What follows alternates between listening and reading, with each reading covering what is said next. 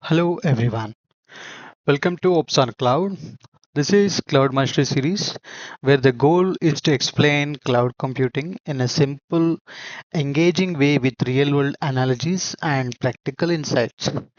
Starting with the foundation, let's demystify cloud computing.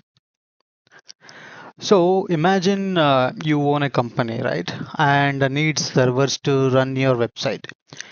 Do you buy and maintain them yourself or rent them from someone who specializes in it? So basically, that's the essence of cloud computing. We'll try to answer key questions in this video. That would be, what is cloud computing? Why do business move to the cloud? What are the different types of cloud models that exist? And the common misconceptions about cloud computing. So moving on. So, what is cloud computing? So, let's have a simple definition for that. Basically, cloud computing is nothing but it's an on-demand delivery of IT resources. Say, when I say IT resources, it would be compute, network, storage, databases, etc. These are the key pillars of cloud computing, and these delivery of IT resources would be over with the internet with a pay-as-you-go model. Let's have a real life analogy here. Think of cloud computing like electricity, right? Instead of generating power at home, when you can read it as home as on-prem data centers here, you plug into the grid and pay for what you use, right? Similarly, cloud providers like AWS, Microsoft Azure, and Google Cloud provide IT infrastructure on demand. So the key characteristics would be now I on demand use only what you need when you need it, and scalability, easily scale up and down as needed, and pay as you go model. So you don't have to pay for what you use upfront, no upfront infrastructure costs, and accessibility available globally from anywhere. So that is the simple definition of cloud computing. So why businesses move to the cloud, right? The key reasons why businesses move to the cloud or why they want to adopt the cloud would be, first of all, cost savings. So you don't need to buy expensive hardware. You don't have to maintain your own data centers and the personnel required for those. The other thing would be speed and agility. You can deploy these services what you want to, conceptualize in minutes instead of weeks. Scalability, where you can expand the resources on demand.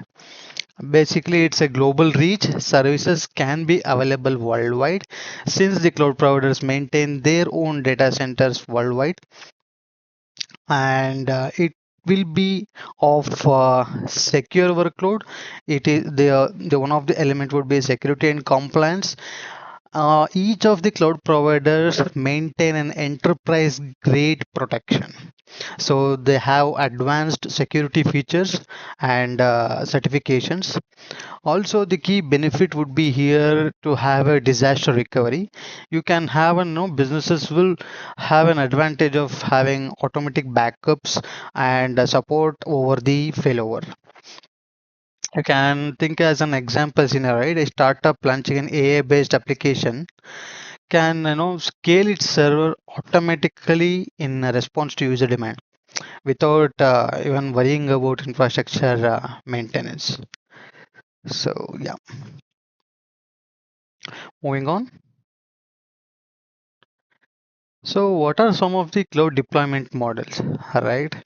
So we know that we have public cloud, private cloud, hybrid, and multi-cloud. So what are these basically? Public cloud, I mean, major providers are here: AWS, Azure, GCP, I have Oracle Cloud, IBM Cloud, Alibaba, so on. The three major players here are AWS, Azure, and GCP. Basically, public cloud means they are owned and managed by a provider. So they will have a shared infrastructure that is a multi-tenant, and it is best for startups, enterprises needing rapid scaling. The other segment would be private cloud. Basically, it is on-premises. Um, VMware and OpenStack provides such kind of capabilities. It is a dedicated infrastructure for a single company. It is best for organizations, with strict security and compliance needs like healthcare and banking domain companies. And we will have a hybrid cloud. It's basically a combination of on-premises and public cloud, and it connects private and public cloud resources, and it's best for enterprises with existing legacy systems, right?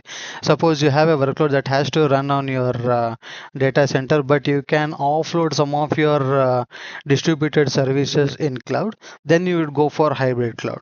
We will dwell into all these strategies and architecture and implementation in the follow-up videos.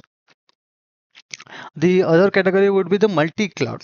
It's basically using multiple cloud providers, like for a single organization, right? And for one software system, you can utilize AWS and Azure in a combination for your software.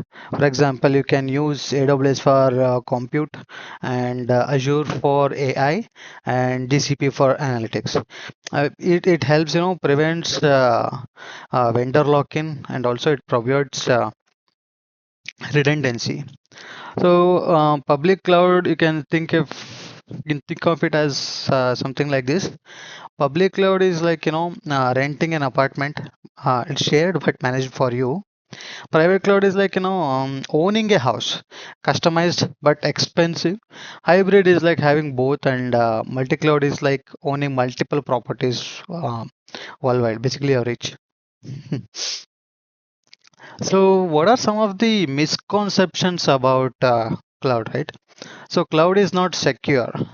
This is the common misconception, and this is very challenging to explain to somebody who wants to adapt a cloud. It looks like, but it is not actually. Cloud providers do follow a very strict security standards, and they are compliant and they are certified with a lot of compliance standards, GDPR, HIPAA, and they follow STAR methodology, STAR secure benchmark is being followed. So we can deep dive later on these. And cloud is always cheaper. No, cloud is not cheaper. It is easier to move, but it is not cheaper. It cost depends on the usage and management. It depends on usage. Poor management can lead to high costs actually. So moving to cloud means lifting and shifting everything.